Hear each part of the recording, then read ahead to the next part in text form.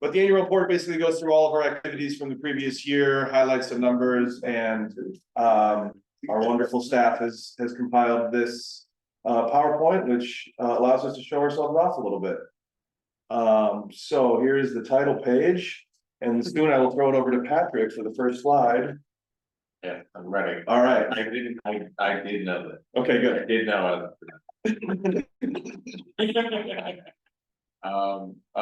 meetings and attendance. So this year we have had a full board met with quorum 23 times at our bi-monthly community meetings. Total meeting attendance of 588, with about half attending in person. We've had 14 presentation recordings from our meetings, which are all available on our website, and we've had 12 halftime socials at businesses, with a total attendance of 109 participants. One business in particular. Yeah, Mustard one. Let's say the halftime, it's in its name. I also did know that I had a slide to present on, and I'll talk about our subject events.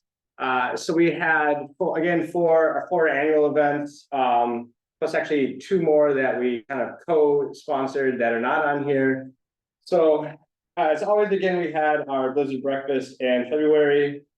Pickup party was in May. July was our Ice Cream Social, and then our Harvest Festival is in October. I can't actually look up for that one. I always forget it's the first weekend of October. But last year was actually, thanks to the work of Jess and Shevik, was the first year we had an increase in grant funding for our events, specifically for our events that allowed us to get more entertainment or pay for entertainment. So all of our musicians last year actually got paid for. We were able to get some more activities in, especially around arts and crafts or stuff for the kids stuff to keep them occupied during the events, which went over really well. And I think I don't know if it had to do with if the increase in funding had to do with the increase in attendance, but I feel all of our events also last year had an increase in attendance from the year prior.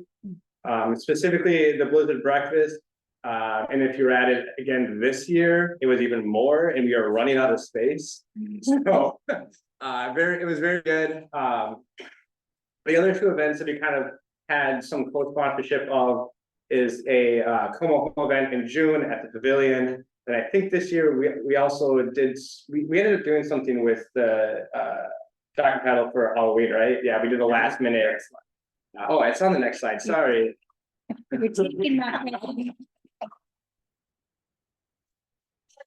Events. I didn't go beyond my slide. He also burst out of a single slide. Yeah, sorry, Lindsay. Doing great. Could just let you keep going.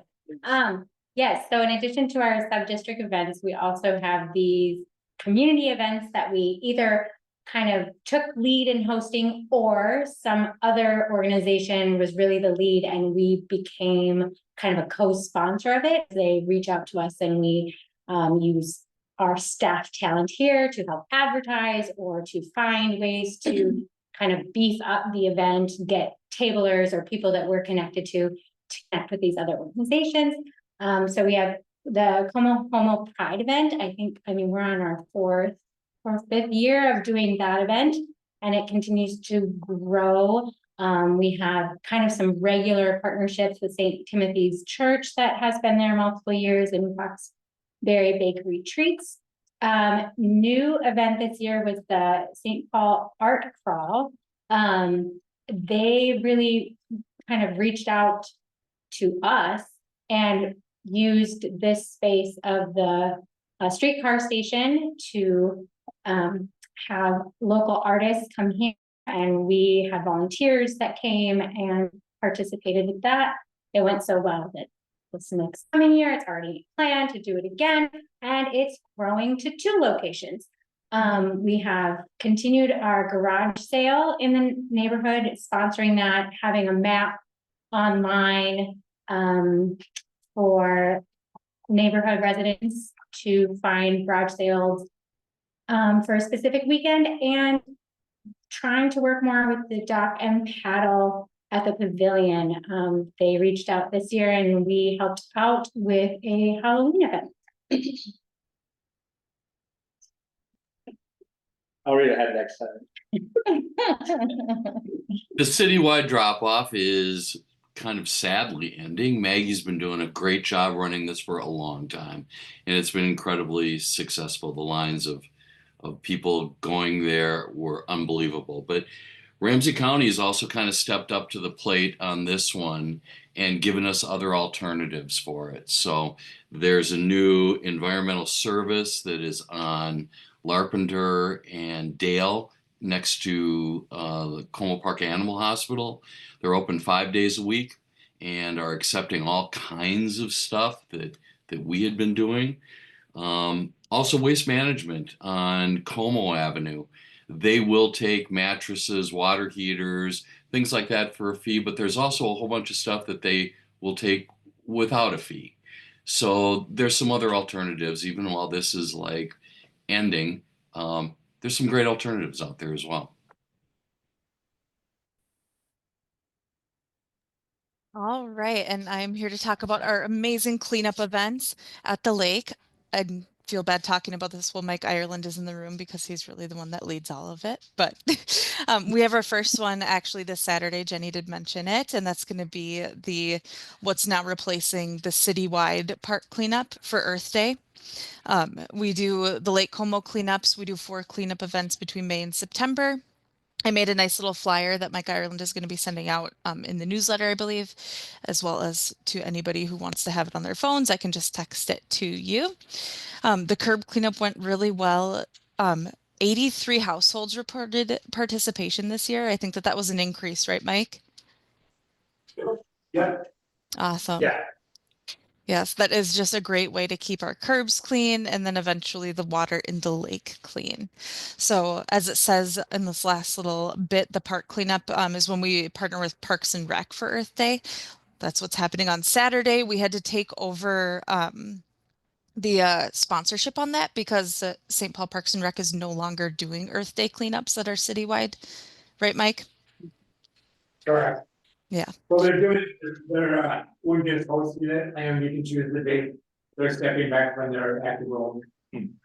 Yeah, yep. So we are organizing that. So I hope to see everybody at all of these events. They're really fun. The Tuesday night ones are always a blast. So that is it for our cleanup events. And the newsletters. This is like, this is one of the best things we do. Shepard does a great job. You can see how many people subscribe. This is really how people hear about us. But they also learn about what's going on in the neighborhood and the whole area, really. And so it's like really a lot of good information in there. Links, it's really a helpful thing. And so we try to get people to sign up for pretty much at all our events. And you can tell that we've got, I mean, we're 2,000. See the sign up? Well, okay, you've got how many links. So, you know, a lot of people are looking at it. So it's really a great service that we're providing. So, good job. Of our newsletter, the most one of the most popular items there and on our website is Know Your Como, which is a great series that started a few years ago. We've got local writers who are sharing stories about folks or events or cool history from the neighborhood. There were 22 stories published in 2024 and then 7 more so far this year. I'll tell you my favorite one is a recent one about sadly, like Chelsea Heights Elementary lost funding for arts and music, and our amazing friend who is like president of the PTO like rallied and has found some resources to bring arts and music to that school, and there's a great article about that, so you should definitely check that out. But there's a whole bunch of other great stuff in there too, and highly recommend clicking through. It's great. You get off the right for it. You can also write for it.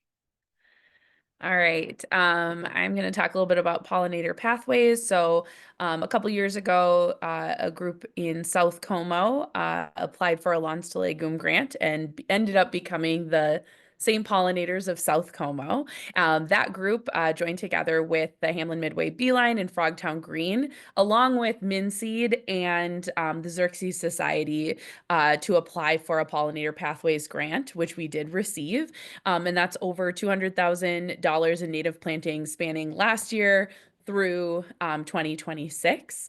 And so in the past year, I believe we wrapped up at the beginning of 2004, or yeah, the last grant. And so we're starting this one. And so that is and will include more boulevard gardens, a phase 2 planting at Jameson in front, some plantings along Front Avenue for Calvary Cemetery, some school gardens, along with 27 annual events throughout all of the neighborhoods, and some pollinator monitoring in collaboration with the Xerxes Society, and hopefully some community involved pollinator monitoring where you can sign up to observe your spaces and see kind of what types of wildlife and plants that you see in those areas. So that started last year and will continue through 2026.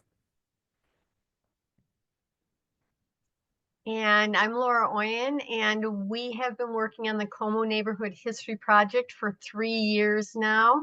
We just finished our third sub-district, which was sub-district 3, with our work with St. Kate's students, where they interview community members, and we pull together a story of a certain part of the neighborhood, both old and new. This year really had a lot of stuff because we had several schools in there with Como High School, Como Elementary School, and lots of businesses, and just really, really interesting people that lived in the location along Dale that we did this year.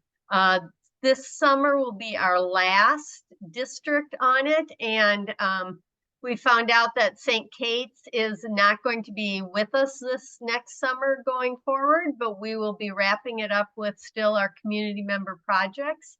And we've also had some speakers that come in, and then we've had the St. Kate's students presenting information as a part of their summer learning and presenting portion of their part. But it's been a really fun project, and we've written some extensive articles. If we find something that's really interesting, we'll make it a little bit longer and put it as a Know Your Como.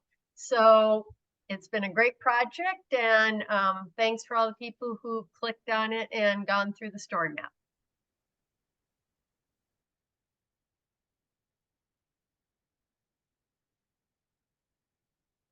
So I'm Abby Gold, and I'm one of the liaisons for the community garden, which is located in a little sliver by Snelling and Almond.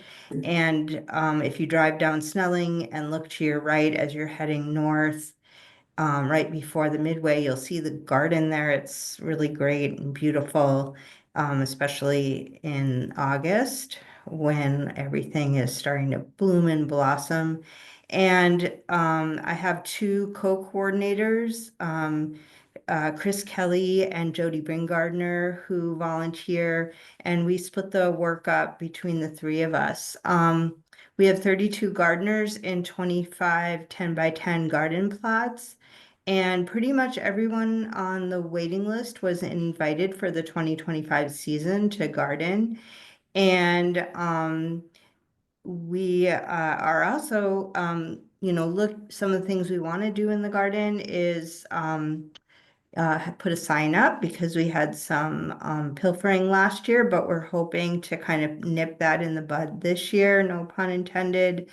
And we have some water things that we want to work on. It's a perennial problem, no pun intended, about having a hose that runs across the road. So, but we have great volunteers in the garden and some longtime gardeners who really help out.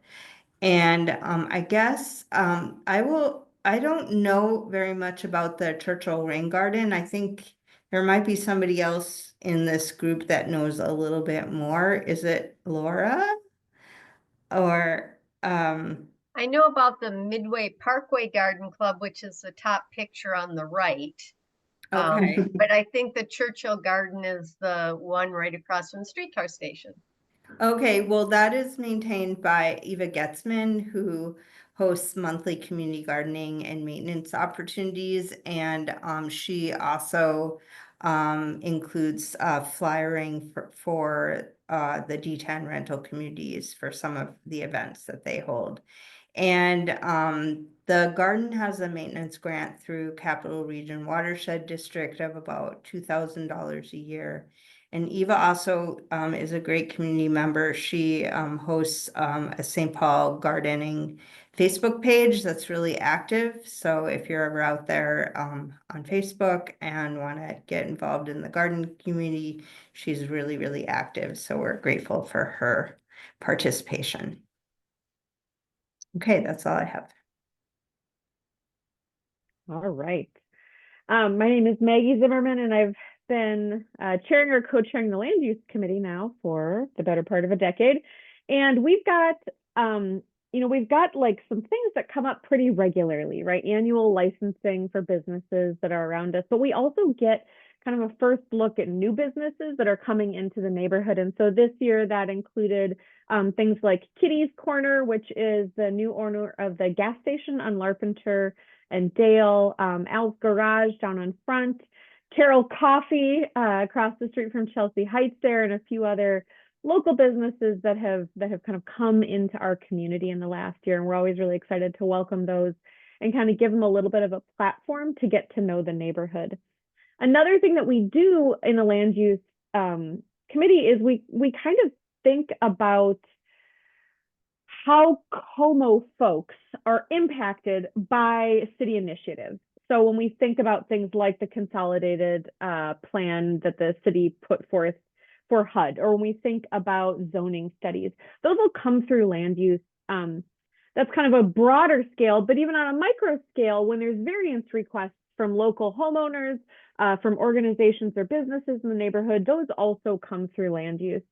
And I think it's always good to remind ourselves that part of the reason district councils exist is to be able to collect that hyper local feedback about changes that are coming to the neighborhood and kind of give individuals a seat at the table.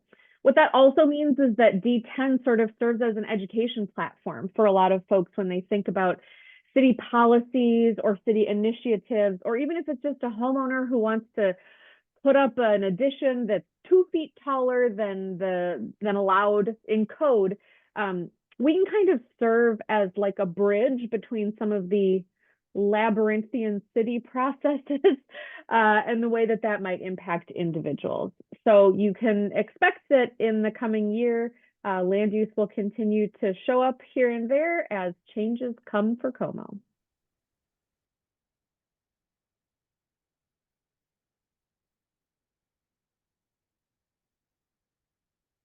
Yeah. Wow, I was not aware of this. We also host a Como tree trek.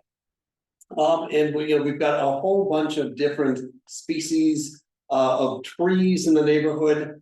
And we coordinated 2 guided tree trek events. One in June, one in September. Great turnout, 42 neighbors participated. Our guide, Stephanie Maraca, is sort of a arborist and tree expert. And she did a great job guiding these tree treks. So if you want to know if you've got if the difference between a pin oak and a bur oak, she's the person to talk to. And we've got a huge variety of trees in this neighborhood. You just don't know it until you go on one of these tree treks. So hoping to do a couple more this year. You didn't know you had to do that? Not a clue. She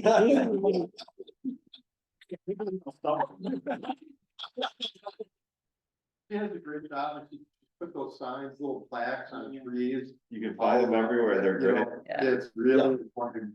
Going on one of those tree tracks is a lot of fun, very informative.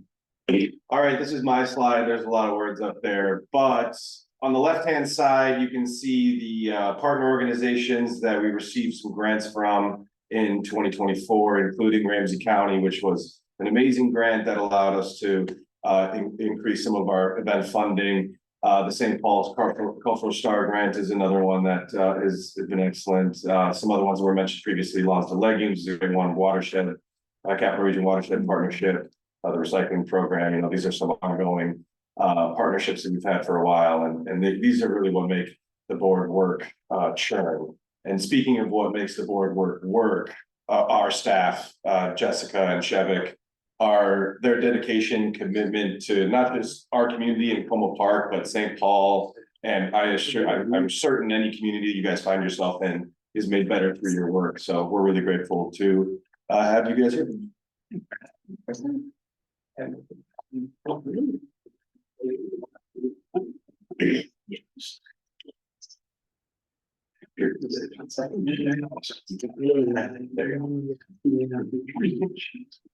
So, I would say that Como is very special because of the people that make up Como, and the people on our honor roll, Chloe, oh my, sorry, my screen's small. Chloe Stirk, or the mayor of Como, Joanne Young, and Sonji Johnson. They just make the neighborhood a better place to live in, and hopefully for the next year we can find even more people who make this place so much better to live in. And yeah, they just make the community so much better. And then finally, the items that didn't fit into another slide. We also continued to support the Red Cross blood drives at the Como Zoo. They do the heavy lift of hosting the site, but we do help recruit and coordinate the volunteers that do the check-in table. We've now done like 27 events over the last few years, and this year I think we're going to break the 1,000 donor mark and 1,000 unit mark on the whole program, which is really cool, and it's a model that works really well.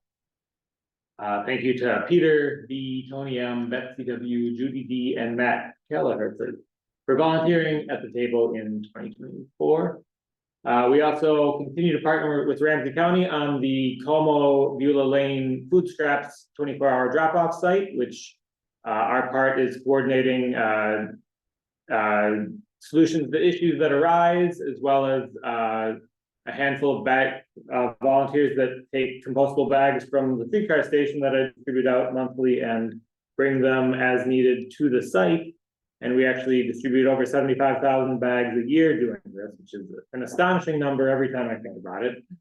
By all of the tracking that the county has done, the Como site is always one of the top 2 sites in the county. So it's a well-used site. We've got a lot of very environmentally climate-minded people here. So it's a well-loved site, and we're part of keeping it going. In 2024, we also introduced the trash cleanup kits in partnership with the Capital Region Watershed District, which are available for community members to borrow to augment their block parties, or just to clean up around the neighborhood, coordinate with their neighbors. I'm always on the lookout for ideas that will help support our existing neighborhood champions who may not have time to join our board and participate in our work a lot. But if we can help support them getting together with their neighbors, then this is another way we do that. Rice and Lavender Association is borrowing the kits for this weekend. So they are traveling the city beyond our borders as well as here. So it's a cool program. And that's our annual report. Thank you, all of the board members who always come through on this presentation. I don't check in with anybody, and I just advance the slide and hope that the next person will read it. And they always. I love that.